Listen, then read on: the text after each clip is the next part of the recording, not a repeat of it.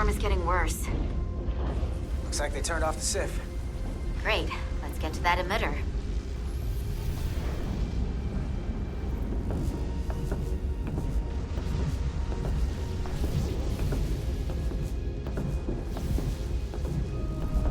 Every time we're out here, I half expect to see her in pieces again. She's still got some scars on her. It adds character. When I joined Starfleet, all I wanted was a ride out of town. But this isn't exactly how I pictured it. On the outside of the ship? No. Sometimes it feels like we're just part of the machinery. Don't you want more than that? I mean, Starfleet is noble and all, but it's still a machine. Yeah, of course I do. Starfleet's an open door. We just have to walk through it. You wanted to get away. I enlisted because I didn't want to wait years just to get out and see the galaxy. I wanted to go somewhere, see new worlds, look up at a sky no one's ever seen before. Just because I'm cranking a hyperspanner up in a Jeffries tube today doesn't mean that's all I'll ever be.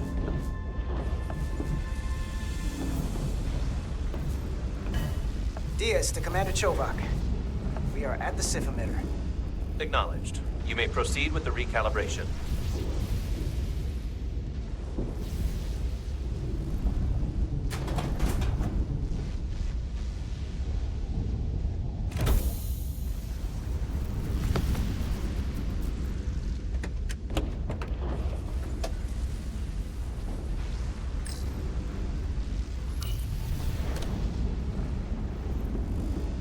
Beginning recalibration.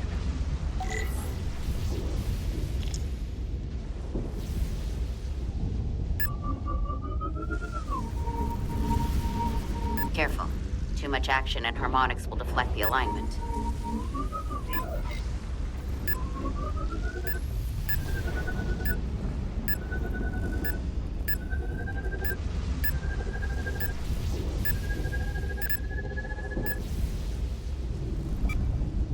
Looks good.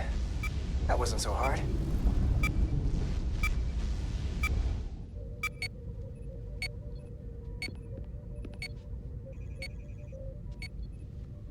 Commander Westbrook, right? Chief Science Officer. You remembered my name and my rank. Impressive. Yes, I'm the Chief Science Officer, and I have the dubious honor of being the most senior officer on this bridge. I know this ship inside and out. Better than just about anyone. Well, I'm so glad you said that. Now I know exactly who to turn to when I have questions. Questions are more Commander Ermont's territory. Captain Solano primarily relies on my knowledge and expertise when he needs answers. I'm curious, though.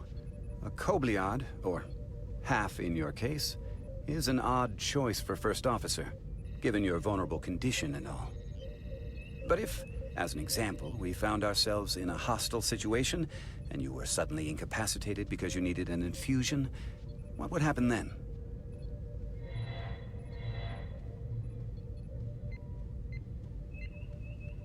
You'd leave Captain Solano without an XO. Granted, that would be a worst-case scenario, but not outside the realm of possibility. That's very kind of you to be concerned about my well-being. But you don't need to trouble yourself on my account. I'll be fine. Well, I wouldn't say I was concerned, just curious, that's all. Listen, can I be blunt, Commander? I see no reason to stop now. Commander Sutherland, your predecessor, was one of the best first officers in all of Starfleet. His record was impeccable and his reputation was without equal. I mean no disrespect, but the shoes you're stepping into are almost impossible to fill. He was loved by the crew, and he was one of my closest friends. So I can only hope that you'll live up to expectations. Mr. Westbrook, if you have some kind of problem with me, and you just met me so it has nothing to do with me, you're gonna have to figure out how to get over it. Because I'm here, and I'm not going anywhere. Do you read me? Loud and clear. I'll stick to science. That is what this ship is for. Very well. Seeing as Captain Solano is on the starbase, let me give you an update on this ion storm we're flying into. It's unusual, unlike anything I've ever seen. At the moment, I can't tell you if the Resolute will shrug it off or if we're putting ourselves at risk. However, if we learn more about its patterns, its nature, we can come up with a scientific countermeasure. Just a moment.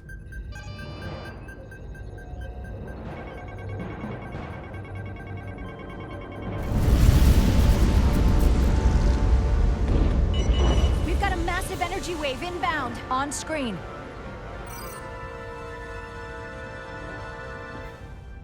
Tracing its trajectory. Starbase docking clamps are holding. The storm's emissions are fluctuating, coming in waves.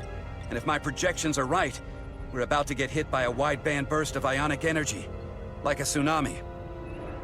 I'm reading power abnormalities all over the... Red alert! Aye.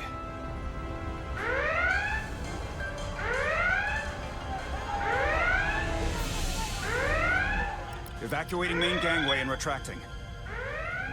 Putting sensor visualization on screen. With the structural integrity field shut down, we can't take a direct hit. Time to impact. 1 minute. Shield systems are severely impacted. We have limited protection. I need every available solution. What are our options? We can weaken the impact of the storm with a deflector pulse. There's a better way. I'm sending all auxiliary power to the deflector dish. Send the aux power to the shields. We can't reactivate the entire shield bubble, but it's a directional threat. So we can orient all we have towards the wave. You have to believe me. We only get one shot at this. We can't afford to get it wrong. Petrosian, get those shields up. Rerouting power to shields. Stand by. I need a heading. We've only got one shot. Understood. On my command.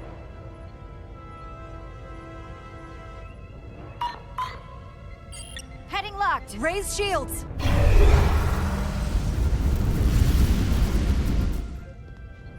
This is it! All hands, brace for impact.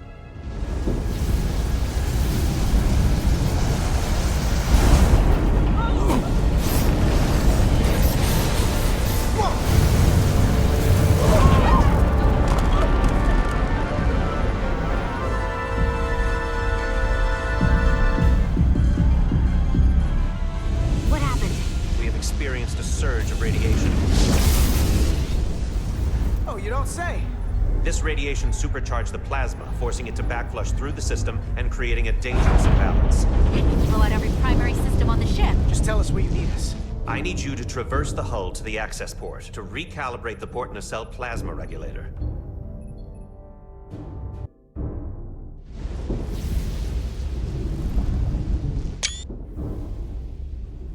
We've reached the first access point.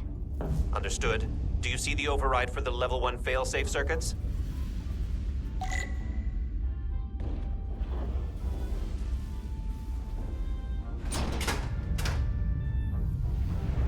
Affirmative. Engage the override. It should allow us to stop the EPS flow to the warp engine without triggering an automatic core shutdown.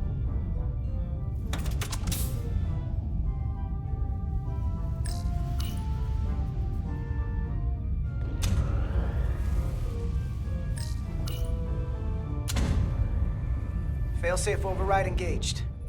Are you sure? I am registering some crosstalk in the bypass circuit.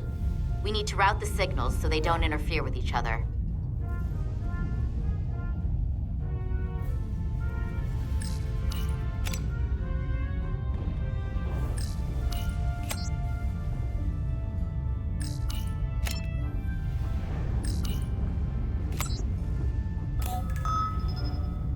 Diaz to Resolute.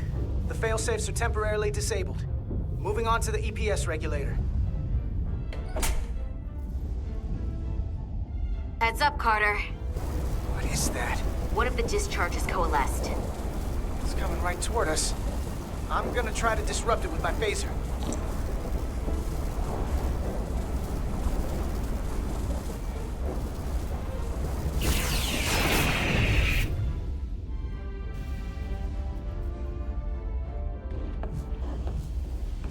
So we gotta climb up the pylon.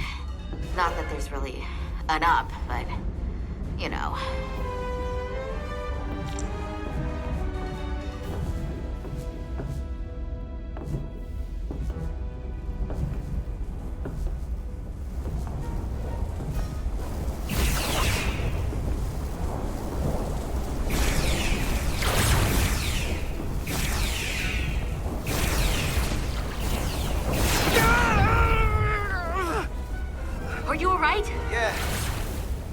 took most of it. Just snuck up on me. That damaged your suit. Energy damping is down to 60%.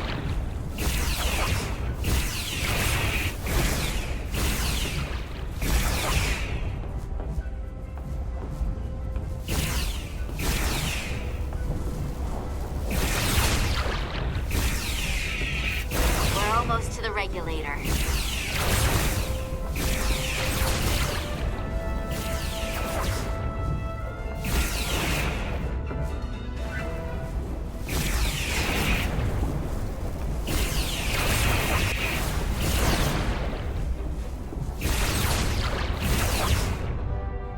We're at the regulator.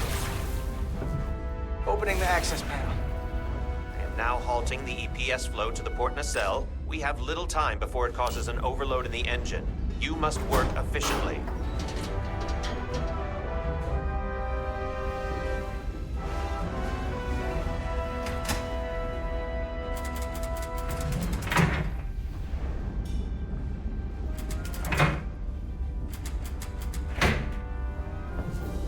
EPS manifold adjusters reset to neutral.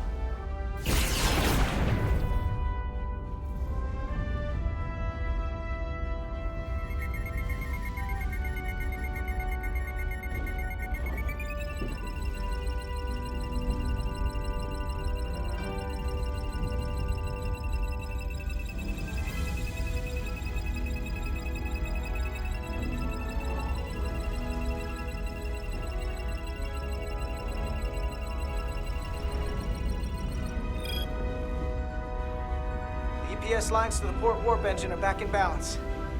Almost done. Once I cycle the manifold nozzles, Chobot can...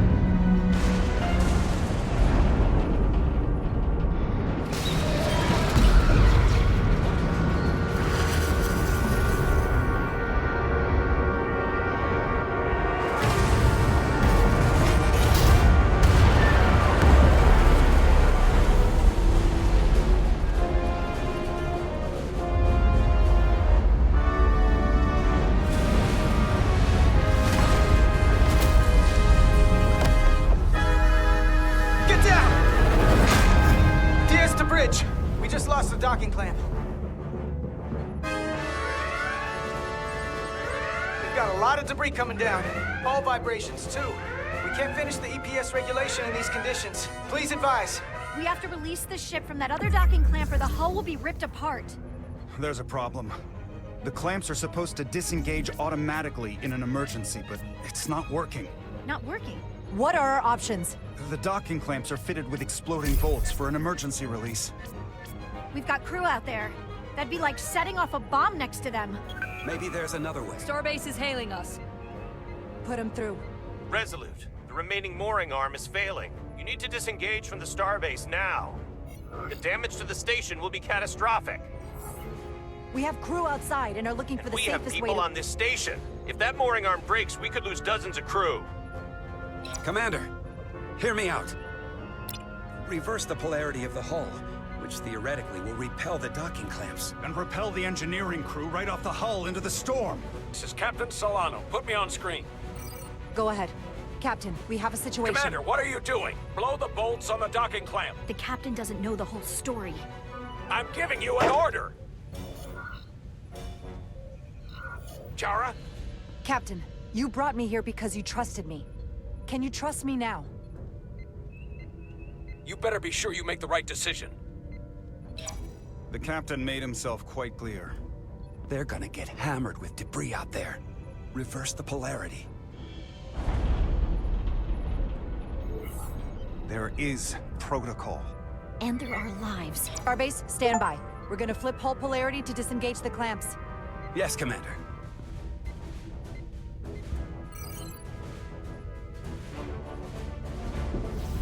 Repair crew, this is Acting Captain Jara Rydek. Be advised, we are going to reverse hull polarity to free us from the remaining